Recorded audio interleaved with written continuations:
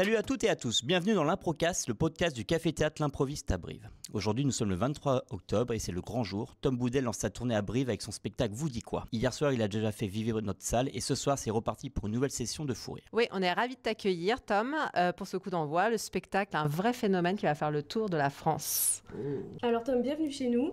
Prêt à nous enflammer ce soir ? Je prends quel micro? Celui-là, celui-là. Voilà, on a senti une hésitation. Faut peut-être le dire aux gens. Il y a eu une hésitation de micro. Donc Tom, pour celles et ceux qui ne te connaissent pas encore, Vous dit quoi, c'est quoi comme spectacle? Raconte-nous un peu l'histoire, l'ambiance. Alors déjà c'est du stand-up, c'est-à-dire je m'adresse directement aux gens, au public, et puis je me raconte. C'est un peu un spectacle sur le syndrome de Peter Pan. Moi je traverse un peu une vie entre deux phases, entre le monde adulte, le monde de l'enfance. Du coup je raconte tout ça à travers des anecdotes, une grosse introspection que je fais parce que j'essaie de me connaître un peu moi-même, de me comprendre. Donc voilà, ça passe par plein d'étapes, de l'enfance, de l'adolescence, de la vie d'adulte, etc. Parfois des petits moments improvisés que je m'accorde, surtout là comme dans des salles comme ça où on est très proche du public. Sur scène, c'est toi, Tom Boudet, ou un personnage que tu as créé ? Ou les deux peut-être ? Non, c'est moi. C'est moi. Après, forcément, tu vois, l'énergie, l'adrénaline aussi fait que t'es plus porté. Donc, mais en tout cas, c'est juste le prolongement logique de ce que je suis dans la vie, j'espère. Depuis que tu fais le spectacle, tu disais qu'il y avait une partie d'introspection, une partie d'improvisation. Est-ce que ça te permet de nourrir aussi ton introspection par le spectacle? Ouais, tu vois, ça... Oui, et l'inverse aussi d'ailleurs, mais complètement. Moi, ça m'a appris à me connaître dans plein de situations. Et puis même de répéter les thématiques chaque soir, d'essayer de chercher des blagues, des axes plus en profondeur. C'est comme ça qu'on apprend à mieux se connaître, donc c'est chouette. Et puis aussi à se connaître sur scène, parce que ça, c'est aussi un gros travail, surtout dans un premier spectacle. C'est pour ça que les premiers spectacles des humoristes durent aussi longtemps, parce qu'au-delà de travailler le spectacle, on apprend à se connaître sur scène, parce que c'est tout un travail. Donc là-dessus, oui, ça m'aide beaucoup, ouais. Ouais, parce que ton spectacle il est tout nouveau, ça fait combien de temps que tu le tournes, que tu le prépares? Ma première date c'était en novembre 2021, donc ça date quand même, mais je le joue de façon régulière depuis début 2024, parce qu'avant je jouais surtout une fois par mois à Lille, et là depuis début 2024, là on fait une tournée, je joue beaucoup, et depuis octobre 2024 précisément, là je le joue toutes les semaines minimum, donc à Paris, et en tournée, donc là tu le peaufines, tu le travailles. Puis aussi l'aspect où moi j'ai commencé le spectacle, j'avais je crois 19 ans, donc même intérieurement j'ai grandi, donc il y a des thèmes où je dis ah bah non j'ai plus envie de parler de ça, tout ça. Donc vraiment il grandit avec moi. Et qu'est-ce qui t'a fait venir dans ce monde de l'humour? T'as commencé des vidéos sur YouTube, c'est ça? Ouais. En fait, alors moi j'ai toujours été passionné par l'art, la culture, la scène, tout ça. Mes parents c'était plus la musique, je suis allé voir très tôt des spectacles, des concerts, beaucoup des festivals. C'était très la musique. Et en fait j'ai découvert par même des humoristes avec YouTube, etc. Et là, je me suis dit, bah là, c'est vraiment ma voix, quoi. C'est ça qui me plaît. Et après, en effet, ouais, un an après, je me suis lancé sur YouTube parce que j'avais 12-13 ans. Et à l'époque, c'était le moyen, peut-être vous connaissez ça, c'est ma génération, mais c'est là où Cyprien, tout ça a cartonné. Oui. Et donc, c'était plus facile de se dire, bah tiens, avant de me lancer sur scène, je savais que j'étais pas encore assez mûr, je peux me lancer en vidéo. Et là, j'ai développé une autre passion qui était l'audiovisuel, tout ça. Donc, j'ai fait ça, 4-5 ans avant de me lancer vraiment sur scène, ouais. Qu'est-ce qui t'a inspiré, à part, tu me parles de Cyprien avec Ambre là, t'as d'autres artistes, humoristes qui t'ont inspiré? Ouais. Bah, celui, je pense que comme beaucoup de gens qui a vraiment ouvert les portes au stand-up, je trouve en France, c'est Gad Elmaleh. Ouais. Et lui, ça a été vraiment la révélation. Il fait partie de ces personnes qui, voilà, moi quand j'ai découvert, j'ai dit waouh, c'est au-delà de j'adore ce qu'il fait, c'est mon langage. Et je voyais mes parents rigoler, moi rigoler à ça, au même sketch. Oh là là. Et puis ce qui est trop bien, c'est que de lui, bah, tu découvres tous les gros humoristes français, les Florence Foresti, les Jamel, tout ça. Et puis après, des humoristes américains et des humoristes belges, suisses. Et en fait, tu vois que la comédie, c'est tellement large, puis dans le cinéma, etc. Donc là, je suis vraiment devenu un gros fan de comédie. Puis il y a plein de choses qui m'inspirent, même dans la musique, tout ça. Je suis très inspiré de plein de figures.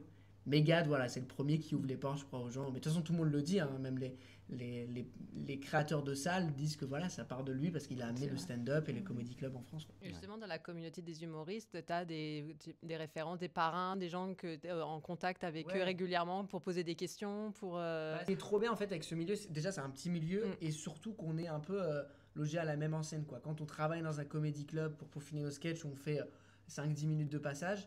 À Paris, il arrive que j'annonce Gad ou Fabrice Eboué ou Paul Mirabel.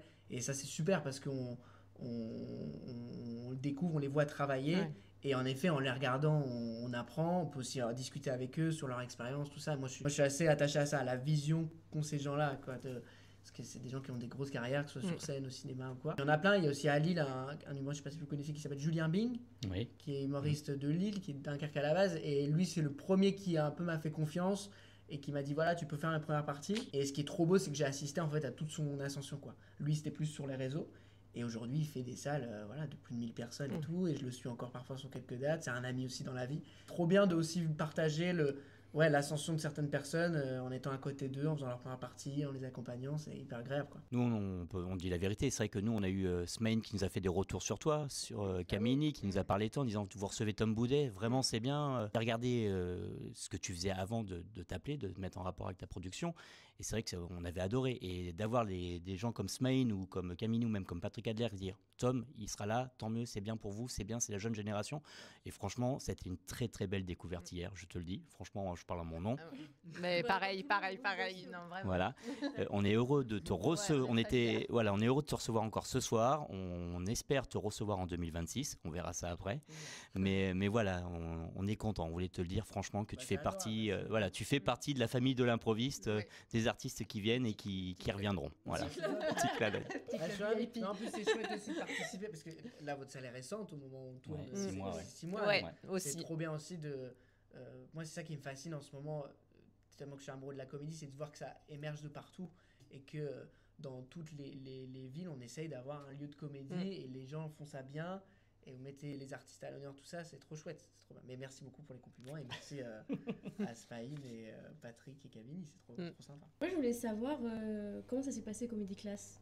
Ah, est-ce que je dois expliquer peut-être ce que Comedy si tu Class, veux, bien c'est sûr. trop contextualisé. C'est une émission donc sur Prime Video que j'ai faite, qui est sortie en avril 2024. Là, ils ont fait une deuxième saison, moi j'étais dans la première. Et c'est un The Voice de l'humour et c'était présenté par Eric et Ramsey. Et en fait, le but, c'est qu'à chaque fois, on faisait des sketchs devant eux, plus des guests. Donc, il y a eu Florence Foresti, Marina Foïs, Mister V, etc. Et surtout, il y avait une contrainte, c'est qu'à chaque fois, on avait 48 heures pour écrire un sketch sous une thématique. Donc, l'humour noir, l'humour absurde, le rose, tout ça. Et c'était super. C'était très intense, pour le coup, parce que, pour vous dire un peu, on a tout tourné en 3 semaines de temps. C'est bête, mais c'était au mois de décembre, donc tu vois, t'avais ce côté un peu Noël, et en fait, on était enfermés, donc moi, j'ai pas vu mes proches. En plus, à l'époque, j'étais pas à Paris, donc on avait pris à tous un hôtel exprès. On était vraiment, c'était un peu Secret Story, quoi. c'est ça. Télé-réalité. Et puis, ouais, ce truc de 48 heures pour écrire un sketch, enfin, tous les humoristes savent ça, ou c'est rare. Un artiste, ça doit peaufiner ses textes au fur et à mesure. Et là, non, on n'avait qu'une chance, en plus sous des contraintes. Mais c'était trop bien pour ça. Moi, c'est la raison pour laquelle j'ai fait cette émission, c'est créativement de me dire bah tiens, qu'est-ce que je vais sortir sur l'humour absurde, sur l'humour noir, qui n'est pas un humour que je fais. Et là-dessus, je suis trop content du parcours, tout ça. Et puis surtout, l'expérience encore une fois, quand tu as des retours de Florence Foresti, qui est la reine dans le milieu, c'est trop bien. C'est assez ouf. Donc, très intense, puis beaucoup d'expérience, quoi. Puis derrière, ce qui était bien, c'est qu'on a eu un temps entre le tournage et la diffusion. Donc, j'ai pu préparer mon spectacle, j'ai rencontré mon metteur en scène grâce à ça, on s'est bien professionnalisé. Donc, et puis je suis content aussi des retombées dans le sens où moi je pense à par exemple Adèle Fugazi ou Elliot Doyle qui était finaliste aussi, et eux ils avaient déjà une petite notoriété. Adèle il avait déjà fait un Montreux si je ne me trompe pas, et Elliot sur les réseaux, tout ça, Camille aussi. Mais ce qui est chouette, c'est que l'émission leur a vraiment il leur fallait une émission comme ça pour que ça explose. Et moi j'étais juste je pense la petite découverte. Donc à la fois j'avais moins de pression qu'eux et en même temps il faut confirmer pour la suite. Donc je trouve j'ai été, je me trouve chanceux dans cette position là de continuer aussi à prendre mon temps, parce que c'est ça qui est important je pense dans les artistes en développement, c'est de prendre son temps et bien s'entourer. En tout cas, c'est un beau message pour les jeunes, ceux qui veulent se débuter dans l'humour, qui n'osent pas. C'était une référence, on va dire, c'est bien. Ah bah écoute, c'est gentil. C'est bien, il faut y croire. 13 ans de vidéo, 17 ans ton premier spectacle, donc c'est très très bien. Bravo encore en tout cas. Petite question, tu connaissais Brive avant ? Alors je connaissais Brive, je crois que je connaissais parce que grâce à la date qu'on a... Il connaissait le nom. T'avais regardé quand même. J'ai joué à Lubersac il y a quelques jours et je me suis rendu compte à Lubersac, j'ai dit mais en fait Brive c'est à côté. C'est ça. Et donc après j'ai pu situer, ah bah d'accord, ok c'est pas loin, et puis et j'ai vu même, pour vous dire tout, j'étais en vacances cet été et j'ai vu un panneau Brive-la-Gaillarde. Ah, tu Là, vois, j'ai- il y avait un signe. Il y avait un c'est- signe. le chemin était en destin. train de se J'étais dessiner vers devant 40, toi. c'est ça Oui. À côté. C'est Ouais. plus bas, mais c'est pas très loin, non, ouais. mais c'est pas très Ça loin, prend ouais. un temps, ouais. Une heure Ouais. ici. Ouais. Ah, bah, je retournerai quand ça. Ouais, tu vois, c'est ça. Tu peux revenir. Et j'ai vu le panneau, je fais ah, trop bien. On termine toujours, comme toujours, cette séquence préférée avec les 5 questions improvisées. Réponse rapide, pas le droit à la langue de bois. Allez, on t'écoute, Claire. Alors, si ton spectacle vous dit quoi était un plat typique de la Corée, ce serait quoi? Il faut connaître un plat typique de la connais Corée. des plats typiques quand même. Connais la distillerie. Eh ben, la distillerie, en effet. Ma manageuse a vidé la distillerie. Ça dépend pour qui. Tu as le droit à un joker. Alors, Non, vas-y. alors, je sais pas si c'est typique, je crois, parce que je l'ai pris ce midi. Magret de canard. C'est ça, ouais. C'est Eh bien. ben, j'en ai pris un. Ouais. À quel endroit, Elisabeth, tu te rappelles? Bah, le comptoir Saint-Cernin, du coup. Ah bah oui, qu'on doit ça. Ah, mais j'adore ce resto. Il est Ouais, vraiment Vous savez trop qu'on bon. est. Mais oui, alors non. Elle en a parlé tout à l'heure. Si, en fait, elle Elle t'a suivi. la journée. En fait, j'étais On pas a- chez moi, j'étais avec Voilà, on a essayé de lui dire d'arrêter, mais c'est pas possible. Fais attention. C'était toi. Mais Nico nous l'a dit tout à l'heure. D'accord, bah ouais, Voilà. Magret de canard. Ta réplique ou ton moment préféré sur scène? Oh, franchement, il y en a plein. En ce moment, ça bouge, ça dépend. J'arrive pas à le prédire. Ça dépend. C'est des moments de jeu, je crois. Ouais. C'est des moments où je m'amuse, où parfois il y a le plaisir de se dire je sais qu'il y a telle vanne après, C'est ça. je peux tirer. Ouais, je saurais pas te dire Non. exactement. Puis après, ça dépend aussi du public. Les interactions, Je vois hier comme soir en improvisation avec certaines personnes du public qui a voilà, fait on que se laisse tu te laisses porter. Ouais, c'est ça. La pire chose qui peut t'arriver ou qui t'est arrivé pendant un spectacle. Bah souvent les gens ont peur, par exemple le trou de mémoire, mais moi je trouve ça va parce qu'on peut le dire sur scène. Le truc, il faut pas que ça dure trop longtemps non plus. Ah, je sais pas. Ah oui, putain, merci. C'est moins drôle. C'était à Montpellier où un monsieur avait fait un malaise vagal. Ah, ok, oui, non. Premièrement, et Ouais, puis, ouais. Donc là. Mais encore une fois, ouais. j'ai su bien. Enfin, on a su tous, je pense au régisseur, tout ça, et qui a intervenu tout de suite. Et, Oui, et de- les gens de- ont joué de jeu, le parce que, voir. même moi, je leur disais après, bon, ça va être compliqué de vous faire rire, mais tout le monde était avec moi. Donc, oui, c'est ça, que quelqu'un du public soit mal à l'aise ou qui se passe quelque chose en fait qui est plus. Qui est plus drôle dans le- ouais, dans le côté ton léger pouvoir drôle. et que, ou des gens par exemple qui s'embrouillent dans la salle, ça m'est déjà arrivé aussi. Ouais, Mm. je crois que c'est ça. Quand c'est- Ouais, c'est ça. dépasse un Oui, peu. là, Non, tu gueulade passes, dans la ouais, salle. tu Ça, passes c'est à une sympa, autre, faut une autre ambiance, rebondir ouais. dessus, hein. Ouais, Ouais, ouais, ouais. ouais. Est-ce que tu as un petit rituel avant de monter sur scène? Non, je me suis un peu débarrassé de tous ces trucs-là. Ouais. Pour vraiment vivre un peu le moment. Je crois que juste ce qui me fait du bien, c'est être entouré, quoi. J'aime bien être avec soit des gens de l'équipe, une première partie, discuter, et même discuter de complètement autre chose du spectacle, c'est ça qui me fait du bien. Et un mot pour décrire ton spectacle? Un seul. Waouh. Voilà, ça c'est un son. Nickel. En tout cas, on te remercie, Tom. Merci Merci beaucoup beaucoup, d'avoir merci à vous. participé à ce podcast. Merci d'avoir partagé tout ça avec nous. On a hâte de te voir ce soir, encore à l'improviste. Merci Claire, merci Ambre, merci Tom. Merci à tous et à très bientôt pour un prochain podcast. Et n'oubliez pas notre devise, une journée sans rire est une journée perdue. Cœur. Merci.